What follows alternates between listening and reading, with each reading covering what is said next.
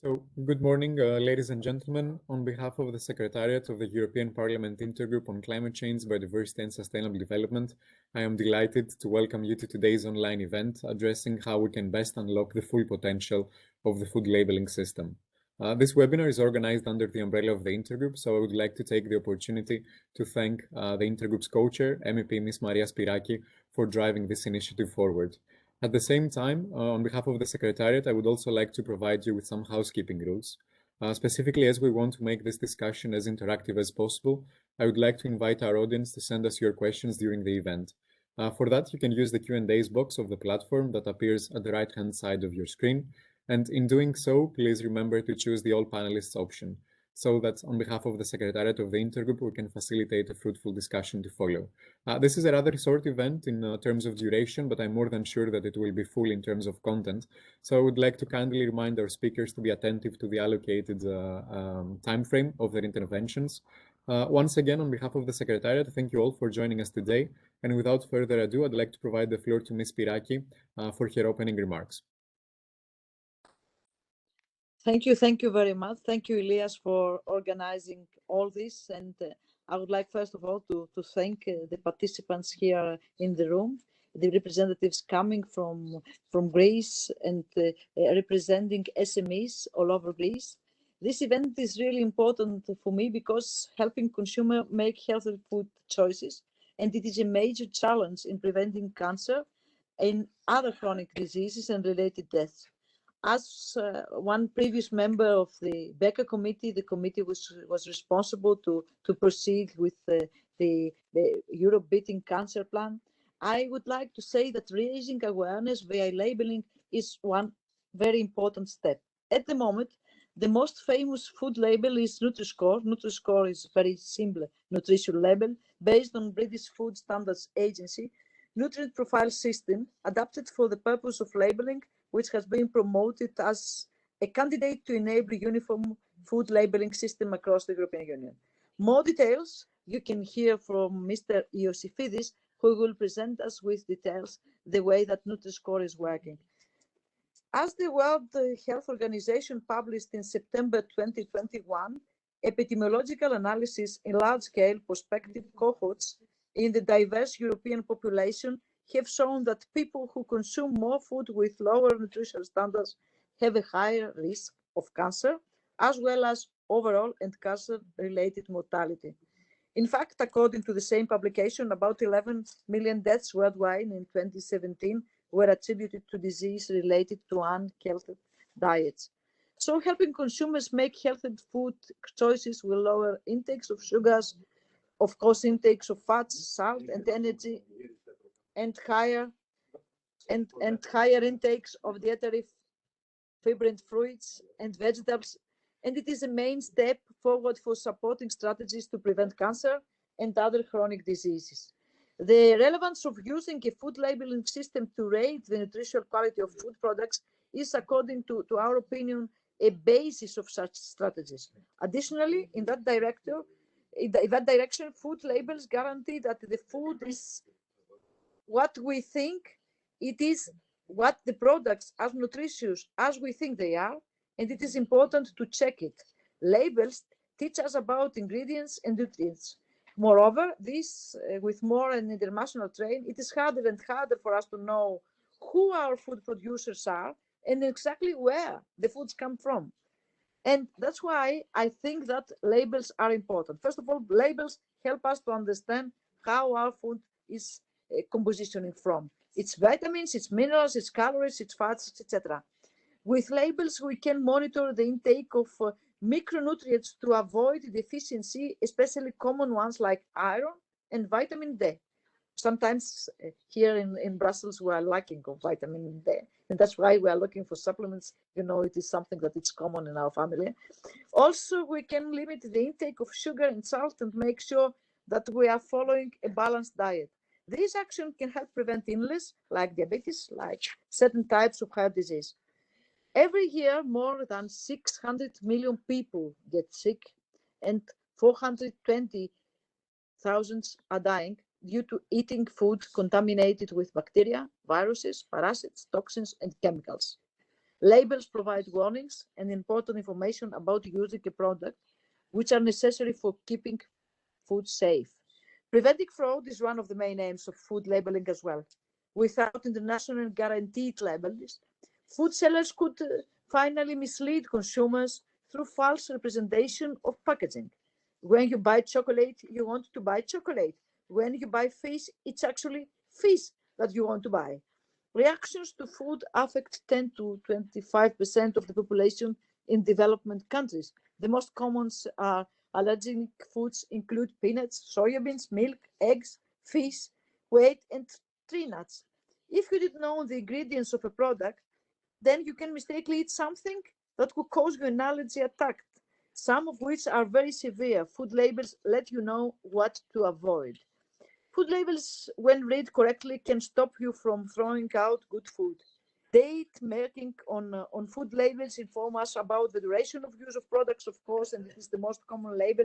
You know the duration, you know when you can consume a food and when you have to throw it away. In the EU, approximately 10% of food that is wasted is linked to date marking. So we are throwing away more than 10% of our food.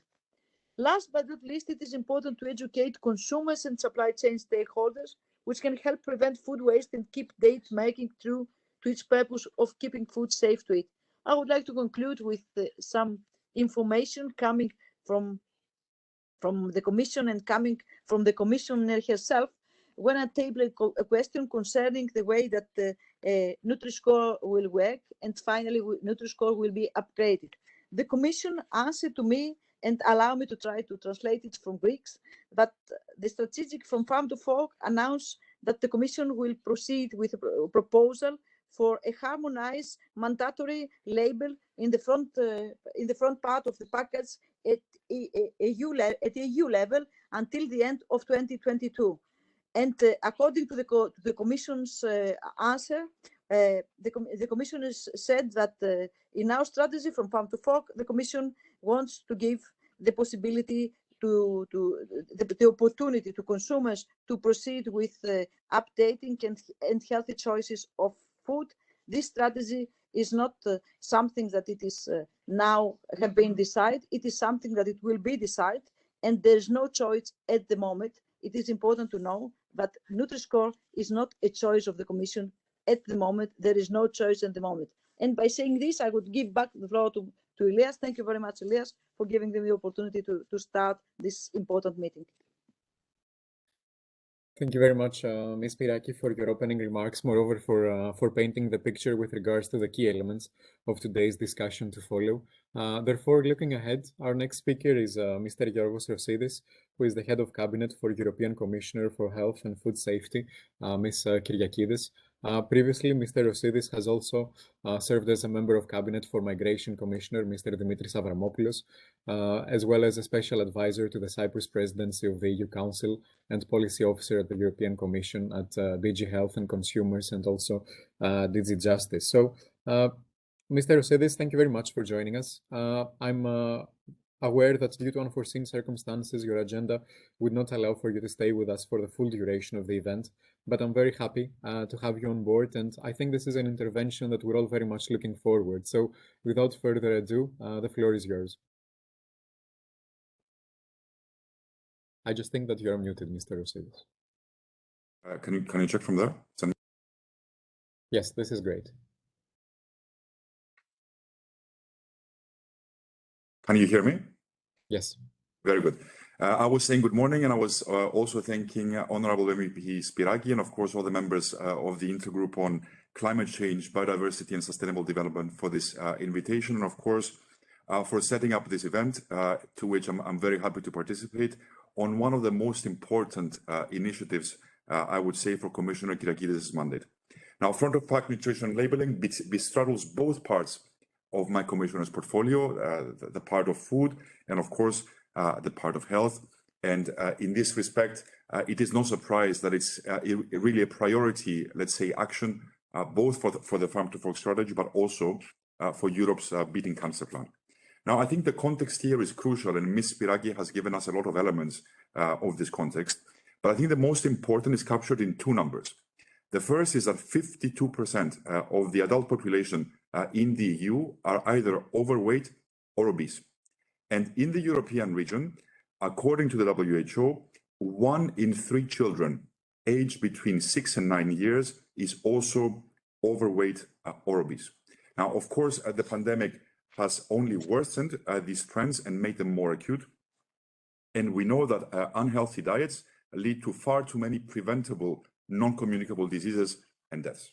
Now, these diseases affect not only the quality of life and the life expectancy of citizens, but they also have a systemic impact in the sense that they bring negative, consequences on national health and social systems, on government budgets, but of course also on the broader sustainability of our economies.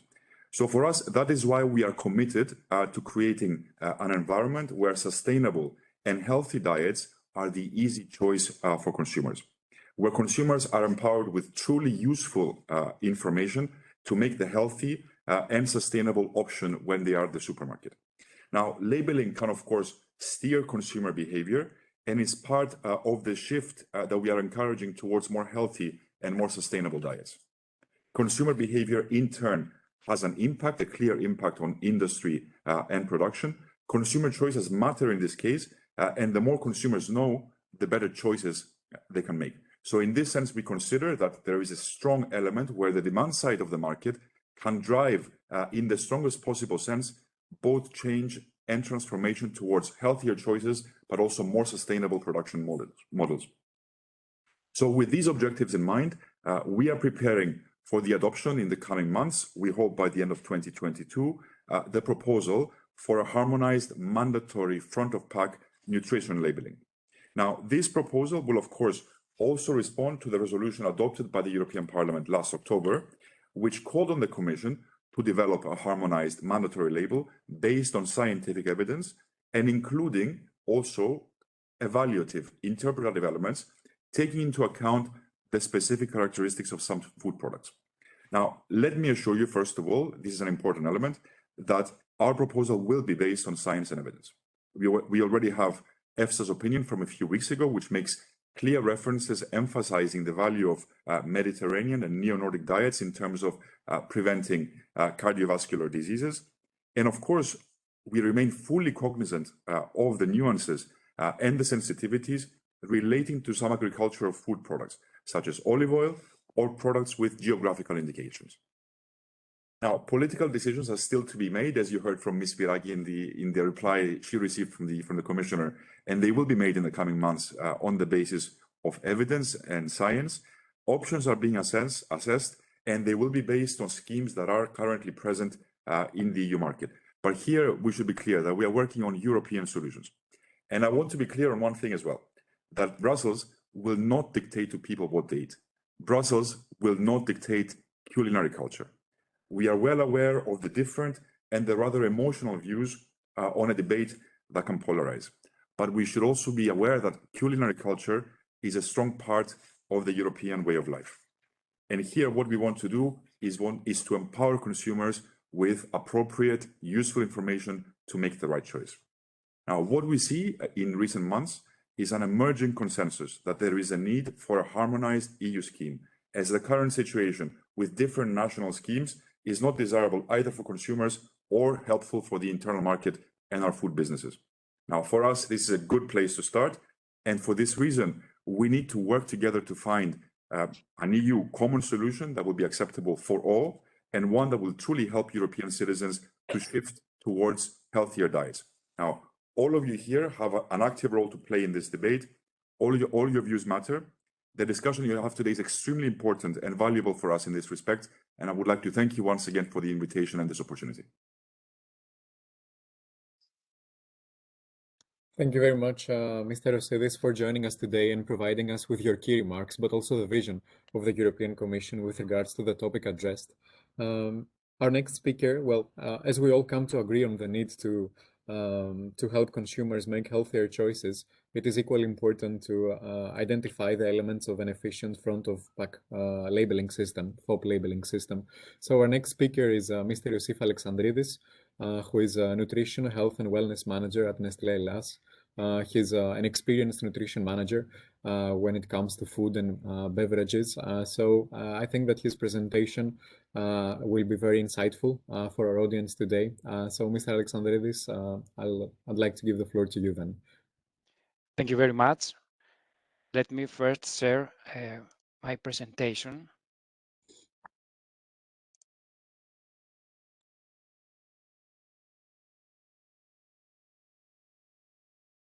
Please tell me if you can see. Yes, this is perfect. Okay. First of all, I would like to thank the intergroup and especially Ms. Maria Spyraki for the opportunity to be part of this discussion on front of pack labeling system. And in the next 5 minutes, I will try to briefly describe the key elements of an efficient front of pack labeling system. And I will give an example on how it may drive food manufacturers to improve the nutritional profile of products. Firstly, we welcome the European Commission's announcement for a harmonized mandatory front of pack nutrition labeling as part of the farm to fork strategy. It has been anticipated for many years by health professionals and also by European consumer associations. According to WHO, making healthier food choices a major challenge for the prevention of various chronic diseases like cardiovascular disease or obesity. And we need to act now. As Mr. Rosidis also mentioned, 1/3 of children and almost half of adults in the EU are overweight or obese. Thus, we need to provide consumers with simple, accurate, and transparent nutrition information through product labeling, especially in front of pack, in a format that will help them make healthier decisions. Having said that, let me mention some key elements of a front of pack labeling system. First of all, I will start saying that the front of pack labeling system, in order to be effective, it should drive innovation and renovation for the food industry. It has to offer the incentive to improve the nutritional profile of products, to offer healthier choices to consumers. Secondly, it needs to be transparent, simple, and easy to understand.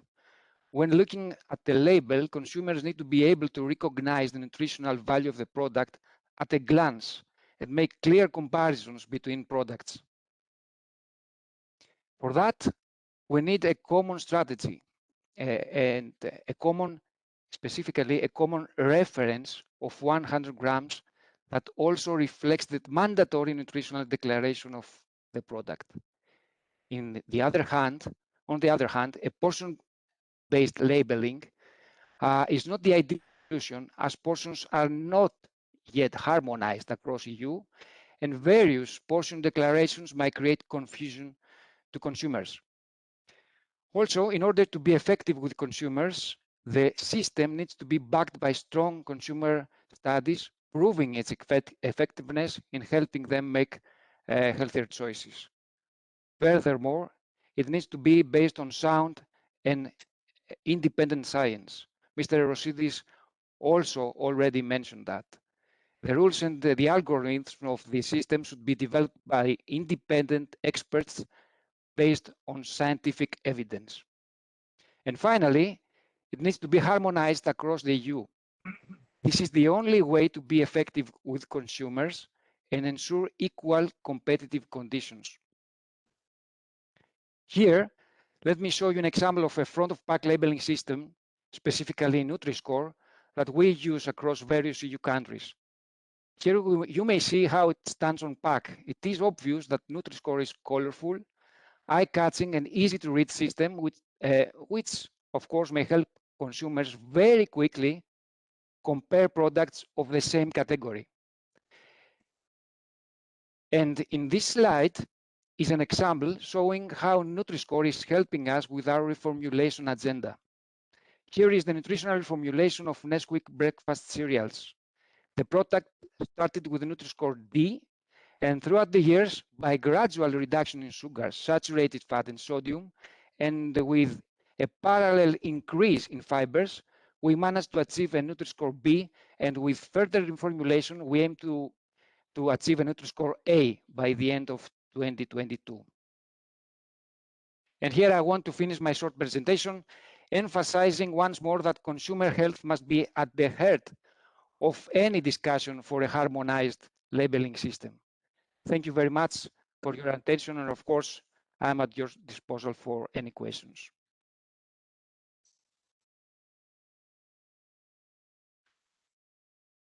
Thank you very much, Mr. Alexandridis, for such informative presentation, connecting all the dots with regards to the upcoming harmonization of the FOP labeling system. On this note, I'm very happy to proceed to the following stage of our event today, welcoming some brief reactions from stakeholders, as I'm very happy that today we're accompanied by Ms. Christina Papanicolaou, who is a representative of the Athens Chamber of Small and Medium Industries, Mr. Bruno Mene, who is a Senior Policy Advisor for Copa Cogeca, standing for the representative of farmers and agri-cooperatives in the EU, and of course Ms. Emma Calvert, who is a Senior Food Policy Officer at the European Consumer Organization, BEOC, therefore. So I would like to start the discussion by turning to Ms. Papanicolaou, as I would like to kindly ask you, what would you say from your point of view, the main challenges and opportunities of the upcoming harmonization of the food labeling system? I would like first to say good morning to everybody. Thank you very much for this participation, and especially Mrs. Spyraki. It's very important and very serious for us because we represent about 30,000 of small and medium enterprises of food producers. There are many challenges and many opportunities, but I think that it should be a challenge to change our labeling system, the existing labeling system, in a mandatory and a pan-European system for the European authorities, and also very challenging for food producers. And it should be an opportunity for the consumers in order to have better and healthier choices. And we understand very well the need of a more simplified and informative labeling system that could successfully overcome the complexity of the existing very detailed and very restricting regulations. An harmonized front-of-pack labeling system should be based, however, on the real nutrition value of every food product, taking in consideration two main parameters. First, the nutrient profile of the food, and second, the place that the product has taken in the usual dietary habits of the European population. This is a very difficult thing, but we should try to solve this problem. I don't know if I have answered your question. Yes, thank you very much, Ms. Papanicolaou. This is very much to the point. My follow-up question, my immediate follow-up question on your intervention would be, do you think could such a scheme endanger traditional products and diets? If we speak about Nutri-Score, that is a new proposition of the last few years, and it has already precocely implemented in some European countries with a voluntary way. I would say that for us, it's not the best system. Of course, we believe that there are not ideal food labeling systems, and any labeling system should make part of a larger nutritional policy and of dietary recommendations in every member state or pan-European. But this is not the case. The Nutri-Score is a very simplified system, a system that I could characterize as naive, not only simplified, that takes in account some parameters, but not the whole parameters. And as it concerns the traditional products, there is a clear condemnation of some products that are not that some of them are very precious for some diets, like oil of olive in Mediterranean diet, and other that have more energy or are more fatty or more sugars are very, very rare in the usual diets. So we should find a system that could not break this balance between some traditional and unreformulated products and the hyper-processed, hyper-formulated products like the ones that the former speaker has shown just a few minutes ago. So, Elias, if I may, because we have just 5 minutes for the questions from the audience, and we have a lot of people present in the room, I would okay. like to ask you Okay. to stick on the time, please. Okay, thank you. Okay. Thank you very much, Ms. So Spyraki. we could have some problems with the traditional products, and also with our primary production, and with many medium and small size enterprises. Thank you very much, Ms. Papanikolaou. And actually, And on this, just a word, the nutrient profile, of course, is the main component of a food label, but also it should be content, the conservatives, additives, if there is hyper reformulation, and the place in the whole usual diet of a population. Thank you. thank you very much, Ms. Papanikolaou. And on this note, I would like to turn to Mr. Bruno Mene on behalf of Copa Cogeca to ask you, I think it would be very interesting also to hear from you, what would you see as challenges and opportunities ahead? Thank you, Elias, and thank you for inviting me today. It's a pleasure to be there. As challenges, I would see two main challenges. The first one is the fact that already in many member states, there is already a front-of-pack nutrition labeling system in place.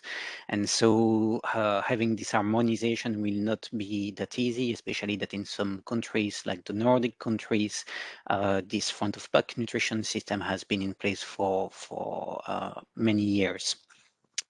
The second such challenge, I would say, it's to find a system that provides the two essential information to consumers. And those two essential information are first about where does the product lies in the pyramid, in the food pyramid.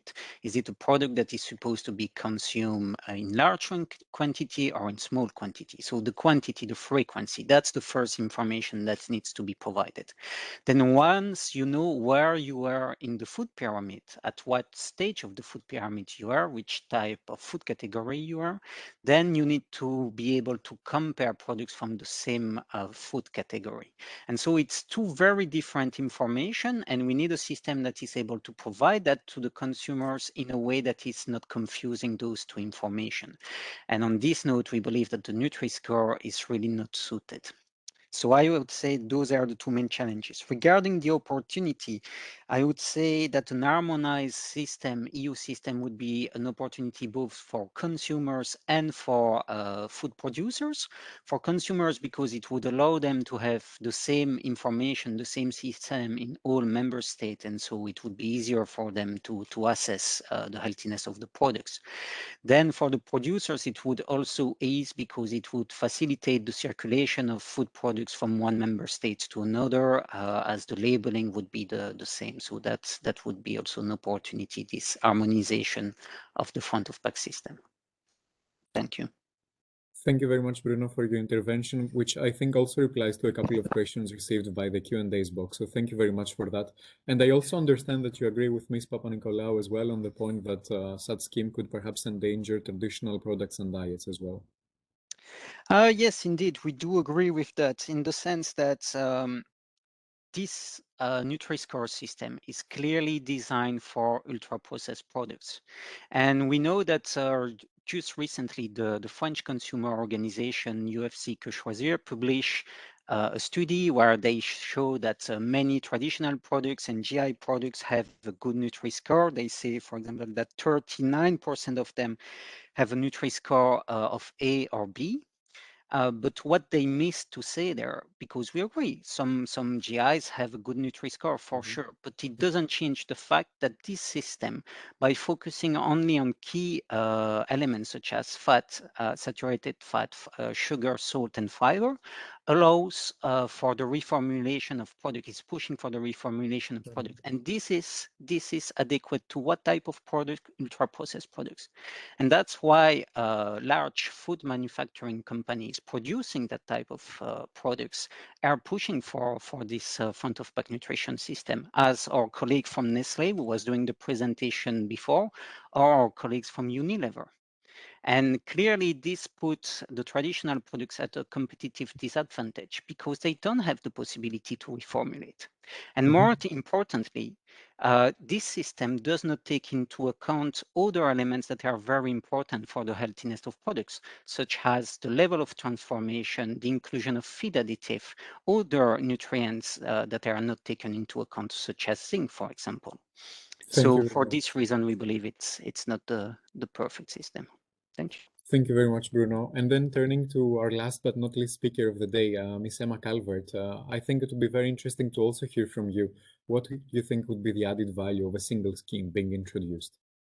Yeah, and maybe before I address that specific question, we could maybe just take a step back and think about what the value is for consumers in general and why front of pack nutrition labeling is considered necessary by health experts and why it's being recommended by the WHO, the World Health Organization.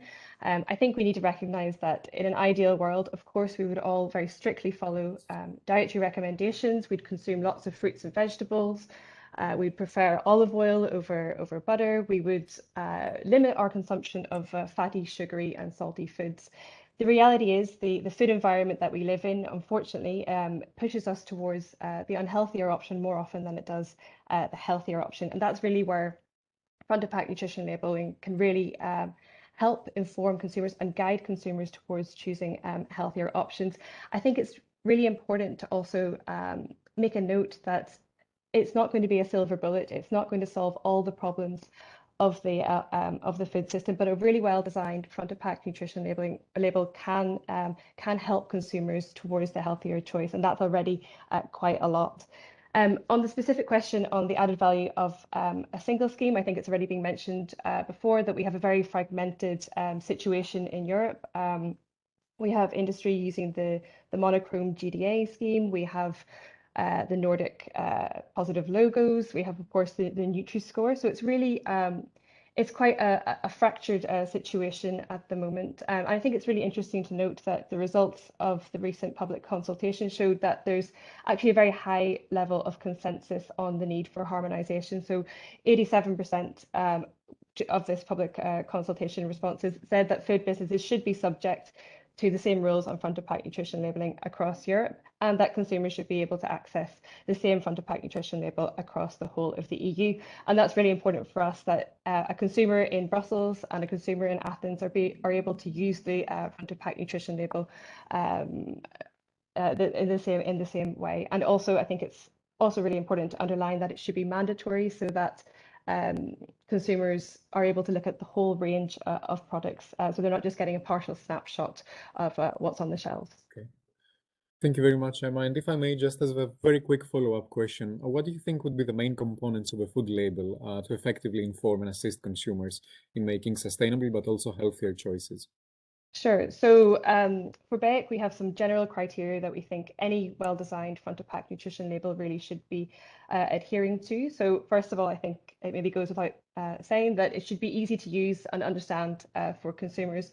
And for us, that means that it has to be interpretive and color-coded. So we support the Nutri-Score. And the reason why is because consumers make their purchasing decisions in the supermarket in a matter of seconds. So it's really difficult for them to use the nutritional information at the moment. It's on the back of the pack. It's in a very small font. And it's really difficult even if you do have the time to look at the back of the pack, what do those figures mean to the average consumer? Unless you have a very high level of nutritional knowledge, it's really very difficult for you to be able to compare products easily in the supermarket.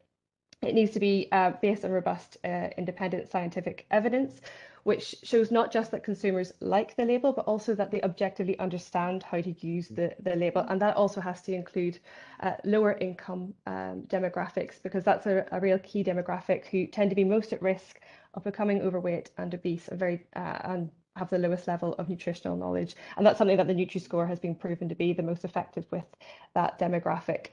I'll maybe just I know we're short on time, so I'll just very quickly go through some of the other criteria that we think is really important. It needs to be based on uniform reference amounts per 100 grams, per 100 mils, so that consumers are able to make that comparison easily, because portion sizes are not regulated. They are very arbitrary and often too small. And it needs to be mandatory, as I mentioned before, and we need to have public authorities in the lead for the credibility and the trustworthiness in the eyes of the consumers. For these reasons, this is why we support the Nutri-Score, because it fulfills all this criteria, which we think is very important for any front of pack nutrition label to adhere to. Thank you. Thank you very much, Emma, for highlighting that. And on this note, I would like to, unless there is any other question, perhaps coming from MEP Ms. Spyraki, I would like to provide you the floor, Ms. Spyraki, for your closing remarks. Thank you. There are some questions here from the audience. There are a lot of people present in the room, and I would like to give them the floor and allow me to translate the questions in order to have some kind of very short answers coming from the participants. Please. Θέλει κάποιος να ρωτήσει? Does anyone want the floor? Yeah. The lady. Ladies first. What I would like to ask is whether this will go further to restaurants and snack bars and yes, not just supermarkets as it starts at the moment. The question coming from the lady from the audience, Mrs. Koskina, from the Commerce of from the Institution of Commerce of Thessaloniki, is based on this parameter. How shall we proceed with extending the labeling not only in supermarket but also in restaurants, in fast food areas, etc.? Shall it be a kind of necessity, of course, and a kind of provision when it comes to the EU labeling? And your question? Την ερώτησή σας. Για το μέλι θέλω να πω και για την ασφάλειά του. Ωραία. Γενικότερα. Το όνομά σας λίγο. Το ξέρουμε, κύριε Πρωτοβουλία. Ωραία, ναι. Όχι, πείτε το σε μένα, το πω εγώ. Δεν έχετε μικρόφωνο. Όχι πολλά, λίγα, κύριε Πρωτοβουλία. Στην Ευρώπη το μέλι που παράγουμε επαρκεί μόλις 55 με 60% των αναγκών μας. Πόσο μπορεί να ελεγχθεί η ασφάλεια, ιδιαίτερα των κινέζικων μελιών, όταν στην Ελλάδα έχουμε ιδιαίτερα σήμανση ως το καλύτερο μέλι του κόσμου, πώς αυτό μπορεί να το αποδείξει η Ευρωπαϊκή Ένωση και προτείνοντας αυτό να πιστοποιείται στις φάρμες και όχι στις αποθήκες. Αυτό που έχει πρόβλημα και η Αμερική και η Γερμανία με τα πολύ εισαγόμενα μέλια, διότι θεωρούμε ότι όλοι είμαστε εδώ πέρα προς το καλό της ανθρωπότητας. Thank you. Well, the question concerns the honey. It is one of the products that it is underestimated, that it faces a lot of issues of unfair competition in terms of the market in the EU.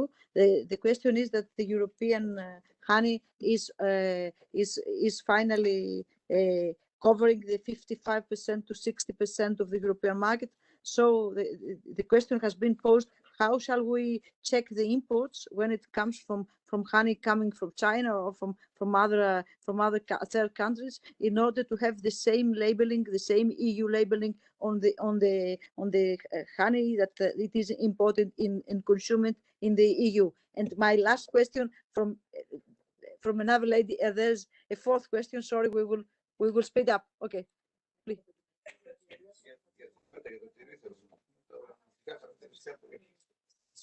Προϊόντα της παράγοντας αγοράς. Αν θα μπορέσει να γίνει για τα προϊόντα που εισάγονται στην αγορά, ό,τι αφορά την παράγοντα αγορά. Και εσείς? Βελτίωση χρόνου. Ήμουν παρόν πρόσφατα σε μια παρουσίαση του κ. Κουρέτα, ένας πολύ σοβαρό καθηγητή, η οποία κατατάσσει συγκριτικά το παθαίνιο ρόλο στην κατηγορία του Nutri-Score E, το λάδι στην κατηγορία C και το χυμό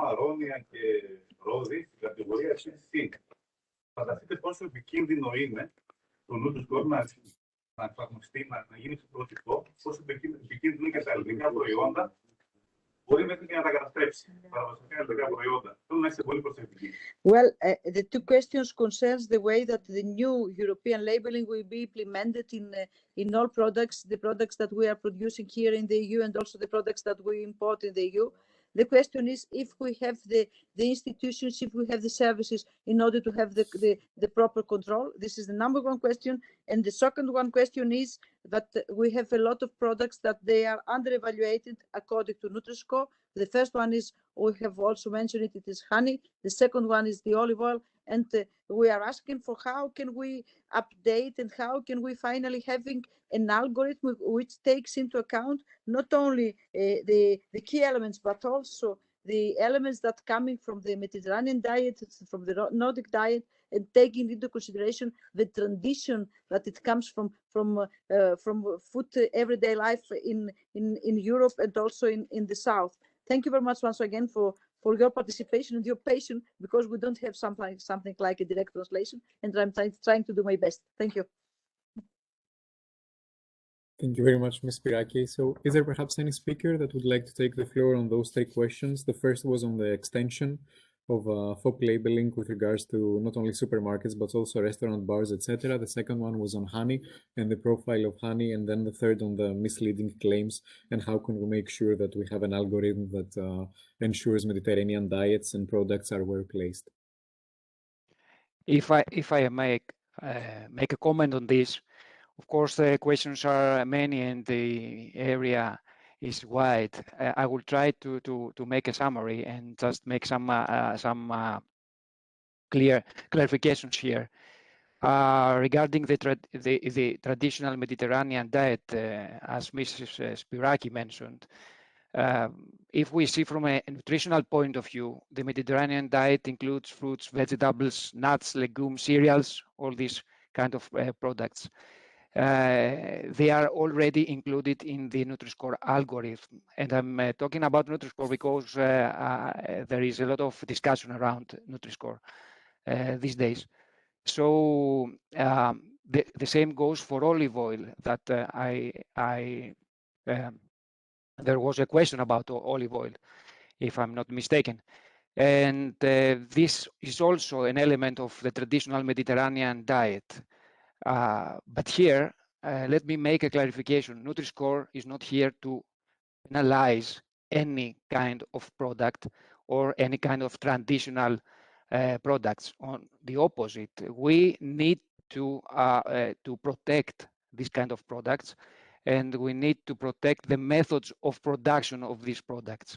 What Nutri-Score does is inform consumers to make healthier choices. And I need to make this clear. It is a system that it is based on sound scientific evidence. And this evidence is the key.